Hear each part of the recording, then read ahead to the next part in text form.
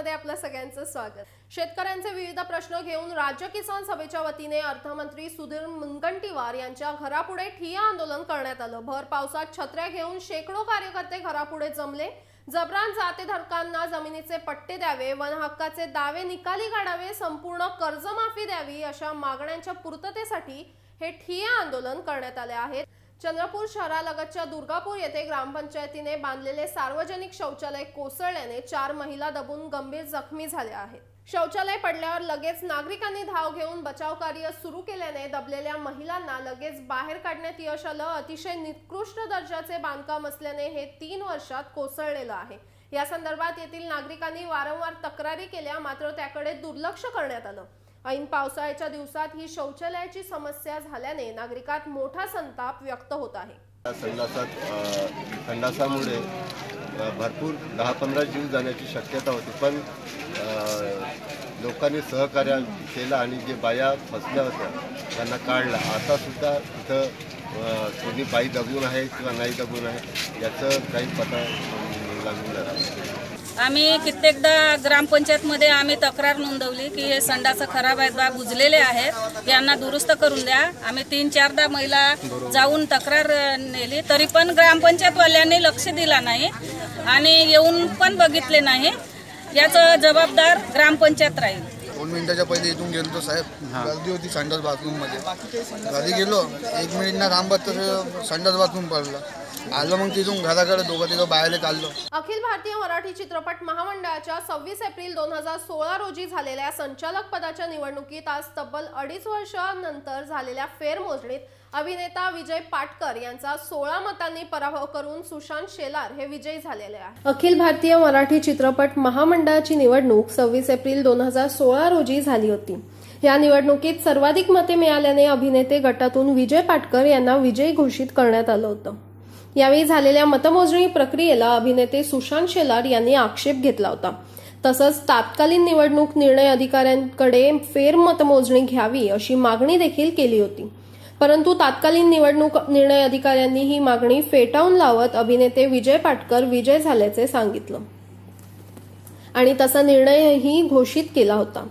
या निर्णयाविरोधात अभिनेता सुशांत शेलार हे मुंबई उच्च न्यायालयात याचिका दाखल केली होती। शेलार यांनी वेळोवेळी न्यायालयात आपलं म्हणणं सादर करत आपल्यावर झालेल्या अन्यायाबाबत दाद मागितली। तब्बल 2.5 वर्षांनंतर एप्रिल 2016 मध्ये झालेल्या अखिल भारतीय मराठी चित्रपट महामंडळाच्या निवडणुकीची फेरमतमोजणी घेण्याचे आदेश धर्मादाय आयुक्तांना देण्यात आले। कोल्हापूरच्या धर्मादाय आयुक्तांनी न्यायालयाच्या आदेशानुसार आज फेरमतमोजणी घेतली। सकाळी 11 वाजल्यापासून अखिल भारतीय मराठी चित्रपट महामंडळाच्या कोल्हापूर कार्यालयात ही मतमोजणी सुरू होती। सायंकाळी 5 वाजता निवडणूक निर्णय अधिकाऱ्यांनी संपूर्ण मतमोजणी झाल्यानंतर अभिनेता सुशांत शेलार यांना 591 मत पडल्याचं सांगितलं, तर अभिनेता विजय पाटकर यांना 575 मतं पडल्याचं जाहीर केलं। सर्वाधिक मतं सुशांत शेलार यांना असल्याने सुशांत शेलार 16 मतांनी विजयी झाल्याने निवडणूक निर्णय अधिकाऱ्यांनी असं जाहीर केलं। अखिल भारतीय मराठी चित्रपट महामंडळ यांच्यामध्ये जी 2016ची निवडणूक झाली त्यामध्ये विजय पाटकर आणि सुशांत शेलार यांच्यामधील वाद उच्च न्यायालयात होता। त्यावर माननीय उच्च न्यायालयाने दिनांक 7 तारखेला जे आदेश केले त्यानुसार कोल्हापूर कार्यालयातील धर्मादाय उपायुक्त चौधरी साहेबांनी त्यावर आदेश करून मी म्हणजे शिवराज नाईकवाडे अधीक्षक धर्मादाय आयुक्त कार्यालय यांची मतमोजणी अधिकारी म्हणून नियुक्ती केली। त्याचबरोबर मला सहाय्यक म्हणून आसिफ शेख निरीक्षक व MK नाईक निरीक्षक यांचे आदेश केले। त्याचबरोबर याच्यामध्ये मतमोजणीच्या प्रक्रियेमध्ये कार्यालयातील अमर घाटगे, गणेश कदम व शिवतेज शिंदे यांनी काम बघितलं। यामध्ये फेरमतमोजणी आज घेण्यात आली। सर्वप्रथम सर्व मतदान एकत्र करून अवैध मतासह एकत्रित सर्व मतदान करून त्यानंतर त्याचे 2500 गट्टे करून मतमोजणी करण्यात आली। त्यानुसार पहिल्या मतमोजणीमध्ये आलेले 134 अवैध मताच्या ऐवजी आपल्या मतमोजणीमध्ये 100 मतं अवैध ठरली आणि त्यामुळं उमेदवारांच्या मतामध्ये फरक पडला। यामध्ये विजय पाटकर यांना 575 तर सुशांत अरुण शेलार यांना 591 मतं मिळाली आणि सर्वाधिक मतांनी सुशांत शेलार हे या गटातून विजयी ठरलेले आहेत। अखिल भारतीय मराठी चित्रपट महामंडळाच्या फेरमतमोजणीत माझा झालेला पराभव मला मान्य आहे. मी चित्रपट महामंडळ यापूर्वीही खूप चांगलं काम करत होतं आणि भविष्यातही खूप चांगलं काम करेल असा मला विश्वास आहे. संचालक म्हणून आम्ही काम करत होतो, आता सभासद म्हणून मी काम करेन. आजची प्रक्रिया पूर्ण पारदर्शी झाली आहे असं पाटकर यांनी सांगितलं. हो, कारण कोर्टाने जो निर्णय दिला आहे म्हणजे पार्टीचे सुशांत शेलारने जी केस केली होती ती चित्रपट महामंडळावर केली होती. त्या अनुषंगाने काउंटिंगचं आलं होतं. तर मी तर म्हणतो हे पारदर्शक झालेलं आहे, कारण मी स्वतः तिकडे बसवलेलो होतो आणि मी पारदर्शक झाली आहे असंच 3 वेळा म्हणेन. अशासाठी म्हणेन की महामंडळाचं कार्य, महामंडळ एवढं जे आमचं महान आहे ते खूप मोठं कार्य करतं. महामंडळ आमचं खूप मोठं आहे, त्यामुळे पारदर्शक होत राहील आणि ह्यापुढे महामंडळाची सगळी कामं, आत्ताची कार्यकारिणी, आता मी काही तासाने संचालक राहणार नाही, मी सभासद एक सदस्य राहणार आहे. तर माझ्या अध्यक्षांना, उपाध्यक्षांना आणि सगळ्या संचालकांना माझी एक हात जोडून विनंती असेल की महामंडळाचं काम जे पारदर्शक होतं आहे तसंच पुढे चालू ठेवा. आणखी काही चांगल्या गोष्टी करता येतील त्या करा, काही करता तर आम्ही आहोत. पुन्हा एकदा म्हणेन, जी ही आताची सिस्टीम झाली ती पारदर्शक होती, कारण मी सगळे पेपर्स मी मोजले आहेत. काही आता टेक्निकॅलिटी मी एवढं सांगू शकत नाही, कारण खूप टेक्निकॅलिटी आहेत, पण पारदर्शक झाली. एप्रिल 2016 मध्ये झालेल्या अखिल भारतीय चित्रपट महामंडळाच्या निवडणुकीच्या मतमोजणीला मी आक्षेप नोंदवला होता.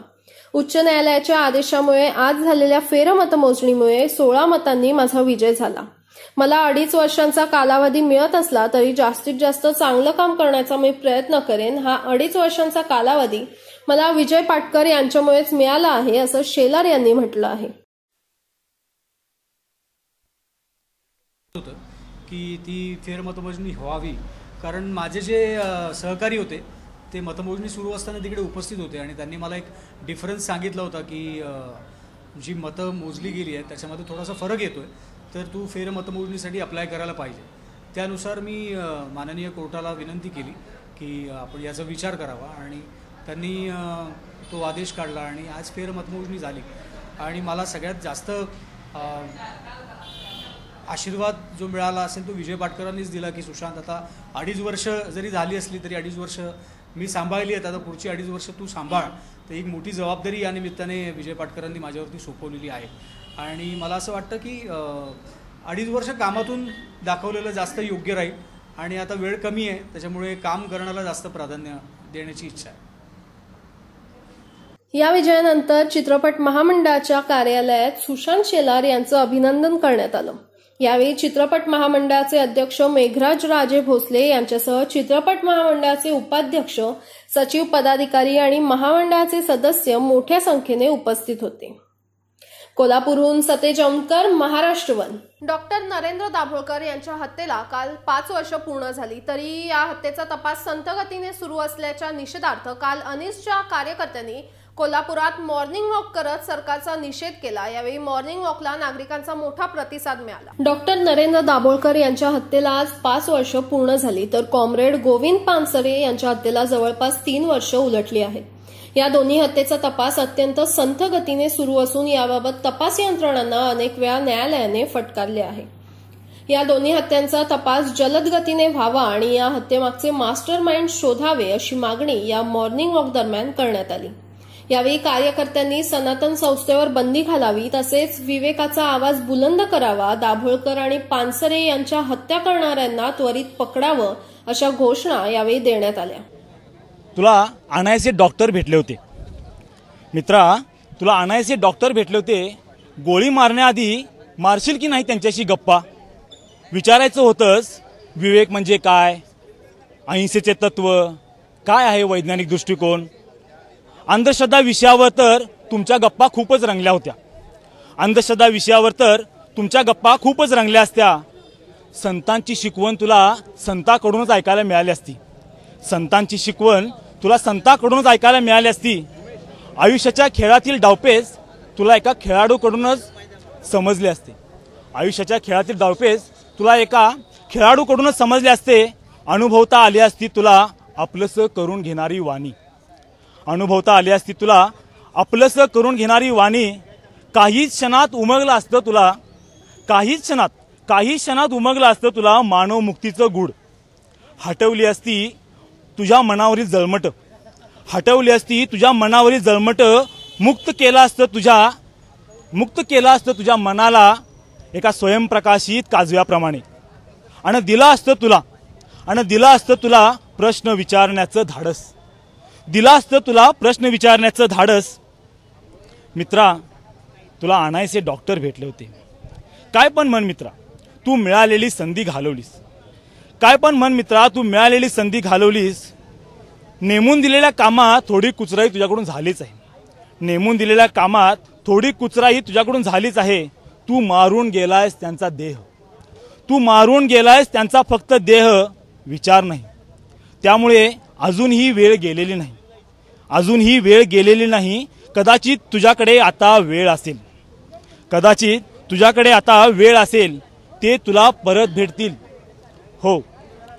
परत भेटतील त्यांच्या अनेक मार्गदर्शन करणाऱ्या पुस्तकात आणि त्यांच्याच विवेकवादी चळवळीत. तुला शक्य झालंच तर त्यांच्या कार्यकर्त्यालाही भेट. खात्रीने सांगतो, ते तुला त्यांच्यातही भेटतील. परत संधी सोडू नका हा. काय मित्रा, तुला आणायचे डॉक्टर भेटले होते. 5 वर्षापूर्वी याच दिवशी पुण्यामध्ये डॉक्टर नरेंद्र दाभोलकर यांचा खून झाला. त्यानंतर कोल्हापूरमध्ये कॉम्रेड गोविंद पानसरे यांचा खून झाला. मागोमाग कलबुर्गी आणि गौरी लंकेश यांचे खून पाडण्यात आले. पहिल्या गोळीपासून आम्ही शंका व्यक्त करत होतो की या पिस्तुलाच्या पाठीमागे सनातन संस्थेचा हात आहे आणि संघ विचाराचा मेंदू आहे, आणि ही शंका आम्ही जाहीरपणे बोलवून दाखवत होतो. परंतु महाराष्ट्र सरकार या शंकेकडे दुर्लक्ष करून त्यांचे जे मारेकरी सोयरे आहेत त्यांना पाठीशी घालत होतं. परंतु मधल्या काळामध्ये कर्नाटकमध्ये जे सत्तांतर झालं त्यानंतर तेथील सरकारनं जी राजकीय इच्छाशक्ती दाखवली त्यामुळे या खुनामागचे धागेदोरे हळूहळू उलगडत गेले आणि आता ते महाराष्ट्रामध्ये वेगवेगळ्या गावांच्या मध्ये पोहोचल्याचं दिसून येतं.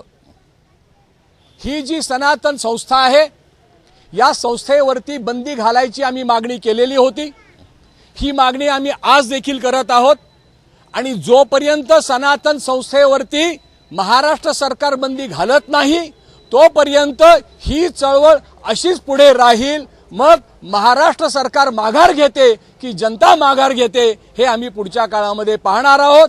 या निमित्तानं आम्ही आज पुन्हा मागणी करत आहोत की महाराष्ट्र सरकारनं कर्नाटक सरकारनं दाखवलेली राजकीय इच्छाशक्ती आपल्यामध्ये देखील आहे हे दाखवून सनातन संस्थेवर ताबडतोबीनं बंदी घातली पाहिजे. कोल्हापूरच्या शिवाजी पेठ परिसरातून निघालेल्या या मॉर्निंग वॉकला नागरिकांनी आणि कार्यकर्त्यांचा मोठा प्रतिसाद मिळालेला आहे. कोल्हापूरहून सतेज औंधकर, महाराष्ट्र वन. नरेंद्र दाभोलकर यांच्या खुनाचा जाब विचारण्यासाठी अंधश्रद्धा निर्मूलन समितीच्या कार्यकर्त्यांनी अलिबाग आंबेडकर पुतळ्याजवळ मानवी साखळी करून निदर्शनं केली आहेत. त्यावरच पाहूयात हा रिपोर्ट. डॉक्टर नरेंद्र दाभोलकर यांच्या खुनाला आज 5 वर्ष पूर्ण झालेत. तरीही या गुन्ह्याचा तपास करण्यास तपास यंत्रणांना अपयश आलं आहे. सरकारला त्याचा जाब विचारण्यासाठी अंधश्रद्धा निर्मूलन समितीच्या कार्यकर्त्यांनी अलिबाग आंबेडकर पुतळ्याजवळ मानवी साखळी करून निदर्शनं केली. त्यानंतर रॅलीने जिल्हाधिकारी कार्यालयात जाऊन निवेदन दिलं. डॉक्टर दाभोलकर व कॉम्रेड पानसरे यांच्या खुनाच्या कटात सनातन संस्था आणि हिंदू जनजागृती समिती कार्यकर्त्यांची नावे समोर आली आहेत. सरकारने याबाबत भूमिका स्पष्ट करावी अशी मागणी यावेळी करण्यात आली. रायगडहून उदय सावंत, महाराष्ट्र वन. रात्री 1:30च्या दरम्यान माळशेज घाटात दरड कोसळल्याने वाहतूक पूर्णपणे ठप्प झाली आहे. खबरदारीचा उपाय म्हणून वाहतूक पूर्णपणे थांबवण्यात आली आहे. दरड आयशर टेम्पोवरती कोसळल्याने टेम्पो ढिगाऱ्याखाली अडकला असून टेम्पो चालक अमोल दहीफळे हा गंभीर जखमी झाला असून त्याला आळेफाटा येथे उपचारासाठी भरती करण्यात आला आहे. महामार्ग पोलीस तसेच महसूल कर्मचारी, टोकावडे पोलीस घटनास्थळी पोहोचले आहेत. घाटात खूप धुके असून त्यांचा अंदाज घेऊन दरड हटवण्याचं काम सध्या सुरू करण्यात येत आहे, अशी माहिती निवासी उपजिल्हाधिकारी शिवाजी पाटील यांनी दिली आहे. पावसाने काल सकाळपासूनच हिंगोली जिल्ह्यात हजेरी लावली आहे. दोन्ही जिल्ह्यात कुठं रिमझिम तर कुठं जोरदार पाऊस झालाय, त्यावरच पाहूयात महाराष्ट्र वनचा हा स्पेशल रिपोर्ट. पावसाने काल सकाळपासूनच हिंगोली जिल्ह्यात हजेरी लावली आहे. दोन्ही जिल्ह्यात कुठं रिमझिम तर कुठं जोरदार पाऊस झालाय. सायंकाळपर्यंत अधूनमधून पाऊस येतच होता. या हिंगोली जिल्ह्याची नवीन दायनी असणारी कयाधू भरून वाहिली. या नदीवरील पुलाला काही ठिकाणी तडे गेलेत तर जिल्ह्यातील ओढे नाले आज ओसंडून वाहताना बघायला मिळाले. वसमत तालुक्यातील कवठा येथील नदी भरून वाहत होती तर कळमनुरी तालुक्यातील बेलमंडळ या गावाचा आज झालेल्या पावसामुळे संपर्क तुटलेला आहे. तर शाळेत जाणाऱ्या मुलांना अंगाखांद्यावरून उचलून आणावं लागतंय. कुठलाही अनुचित प्रकार घडण्याची शक्यता असल्याने अनेक गावातील गावकरी भयभीत झाली आहेत. हिंगोली जिल्ह्यातील कळमनुरी तालुक्यातील बोल्ड गावातील पावसामुळे राहतं घर कोसळले. सुदैवानं यात कोणतीही जीवितहानी झाली नसून यादवराव ढोकणे असं या कुटुंब प्रमुखाचे नाव आहे. प्रशासनाने जिल्ह्यातील नदीकाठच्या 42 गावांना सतर्कतेचा इशारा दिलाय. कयाधू नदीच्या पुलाला तडे गेल्याने प्रवासी भयभीत झाल्याचं दिसून येतंय. हिंगोलीहून उमेश चक्कर, महाराष्ट्र वन. मुस्लिम समाजाला आरक्षण, शिक्षण आणि संरक्षण मिळावे यासाठी गेल्या अनेक वर्षांपासून विविध आंदोलनाच्या माध्यमातून लढा उभारला जात आहे. मुस्लिम समाजाला आरक्षण, शिक्षण आणि संरक्षण मिळावं यासाठी गेल्या अनेक वर्षांपासून वेगवेगळ्या आंदोलनाच्या माध्यमातून लढा उभारला जातोय. निलंगा शहरातील शिवाजी चौक इथं हजारो मुस्लिम बांधव दुपारच्या नमाज पठणानंतर एकत्र आले आणि त्यांनी रस्ता रोको आंदोलन केलं. सरकारविरोधी घोषणा यावेळी देण्यात आल्या. तरुणांच्या हातातील फलक नागरिकांचे लक्ष वेधून घेत होते. या फलकावर आरक्षण, शिक्षण आणि संरक्षणाची मागणी करण्यात आली. या आंदोलनात जिल्ह्यातील मराठा समाज, धनगर समाज, लिंगायत समाज आणि वडार समाज यांनी पाठिंबा देत आंदोलनात सहभाग घेतला. मुस्लिम समाजाला सर्वच क्षेत्रात मोफत शिक्षण देण्यात यावं, या समाजाला शासकीय, निमशासकीय आणि राजकीय क्षेत्रात आरक्षण दिलं जावं, मुस्लिमांसाठी अॅट्रॉसिटी कायदा करण्यात यावा, अशा मागण्या यावेळी सकल मुस्लिम समाजाच्या वतीनं करण्यात आल्या. मागच्या सरकारने, केंद्र सरकार असेल किंवा राज्य सरकार असेल, त्या सरकारांनी मुस्लिमांची अवस्था काय आहे हे सच्चर कमिशन, रंगनाथ मिश्र कमिशन आणि डॉक्टर महमूदुर रहमान कमिशन यांच्यामार्फत समोर ठेवलेलं आहे. परंतु याच्यावर अंमलबजावणी झाली नाही. मुस्लिमांना या देशामध्ये, राज्यामध्ये दुटप्पी धोरणांतर्गत पाहिलं जातं. त्यासाठी मुस्लिमांना शैक्षणिकदृष्ट्या पूर्ण क्षेत्रामध्ये शिक्षण मोफत झालं पाहिजे, यासाठी शिक्षण मिळावं. दुसरी मागणी आमची आहे, राज्य सरकार असेल, केंद्र सरकार असेल, आर्टिकल 341चा अमिटमेंट कॅन्सल करून मुस्लिम समाजाला सर्व क्षेत्रामध्ये आरक्षण द्यावं. आणि तिसरी आमची मागणी अशी आहे की मॉब लिंचिंगचा प्रकार जो देशामध्ये भेडसावत आहे, मॉब लिंचिंगच्या आधारावरती मुसलमानांना टार्गेट केलं जातं. या मुसलमानांना सुरक्षा कवच असावं, यासाठी मुस्लिमांना अॅट्रॉसिटीसारखा कायदा अंमलात आणावा. यासाठी मुस्लिम आरक्षण, शिक्षण, संरक्षण या 3 मागण्यासाठी आज निलंगा तालुक्यामध्ये जेलभरो आंदोलन करण्यात आलेलं आहे. आंदोलनाचा हा पहिला टप्पा आहे. सरकारनं आमच्या मागण्या त्वरित मान्य कराव्यात, अन्यथा आंदोलन आणखी तीव्र करण्यात येईल असा इशारा यावेळी देण्यात आला. येत्या 27 तारखेला अहमदपूर इथं या आंदोलनाच्या वतीनं जेलभरो करण्यात येणार आहे असं आयोजकांतर्फे सांगण्यात आलं. Maharashtra one news, Latur. नांदेड महापालिका नालेसफाई अभावी गटारगंगेचे रूप प्राप्त झालंय. महापालिकेचा नालेसफाईचा निधी गेला कुठे असा प्रश्न आता उपस्थित झालाय. यावरच पाहूयात महाराष्ट्र वनचा हा खास रिपोर्ट. गुरुदा गद्दी कार्यक्रमाअंतर्गत नांदेड शहर पालिका विकास व सुशोभीकरणासाठी केंद्र व राज्य सरकारचा करोडो रुपयांचा निधी खर्च करण्यात आलेला आहे. त्यात रस्ते, साफसफाई, भूमिगत गटार, विद्युतीकरण अशा विविध कामांसाठी हा निधी खर्च करण्यात आला असे दाखवण्यात आले. परंतु नांदेड महापालिकेचे दिवस मात्र बदललेले नाहीत. कारण प्रशासनाने नांदेड महापालिका नालेसफाई अभावी गटारगंगेचे रूप आले आहे. परिसरातला आहे. गुरुदा गद्दीमध्ये झालेल्या 2008च्या कार्यक्रमानंतर हा रस्ता झालेला आहे आणि पूर्ण रस्ता हा नांदेडमधला सर्वात चांगला रस्ता होता. पण आज याची अवस्था महापालिकेच्या गळथन कारभारामुळे इतकी बेकार झालेली आहे की इथल्या सांडपाणी जे आहे, जे नालीतनं राहतं ते रस्त्यावरच येते. जलयुक्त शिवार झालेला आहे इथे.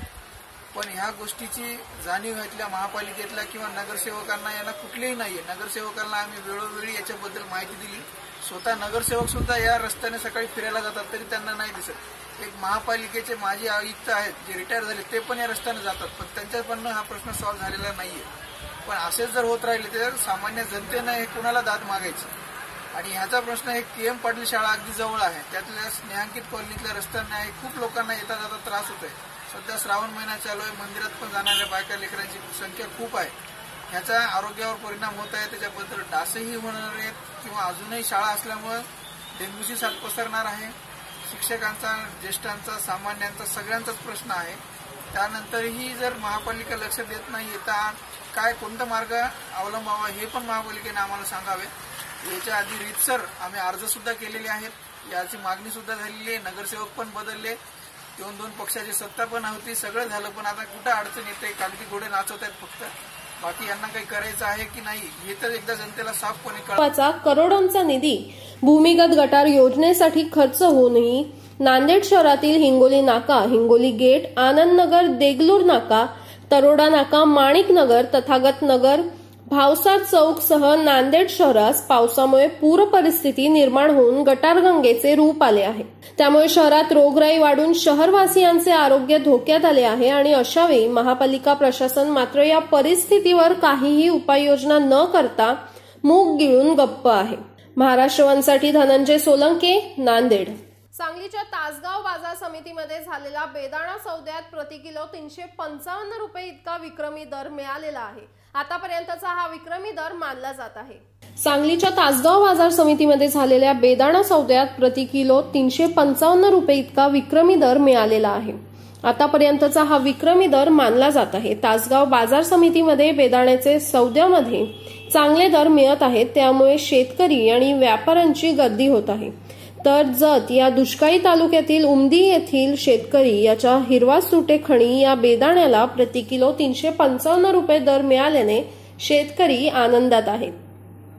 सांगलीहून संजय देसाई, महाराष्ट्र वन. बुलेटिनमध्ये वेळ झाली इथेच थांबण्याची. आणखीनही ताज्या घडामोडींसाठी पाहत राहा फक्त महाराष्ट्र वन.